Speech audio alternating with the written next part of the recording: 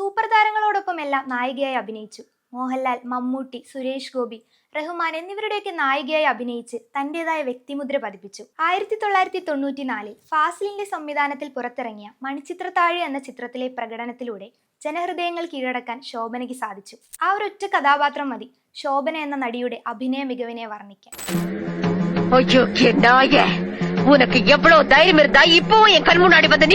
ഈ ചിത്രത്തിലെ അഭിനയ മികവിന് മികച്ച നടിക്കുള്ള ദേശീയ പുരസ്കാരം ശോഭനയ്ക്ക് ലഭിച്ചു.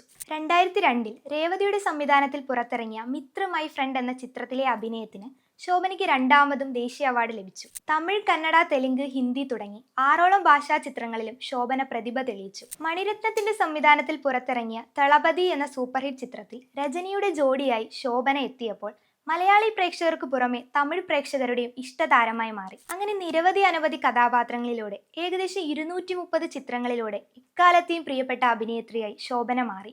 അഭിനയത്തിന് പുറമെ ശോഭന ഒരു മികച്ച നർത്തകി കൂടിയായിരുന്നു. ചെറുപ്പം മുതലേ ഭരതനാട്യം അഭ്യസിച്ചിരുന്നു.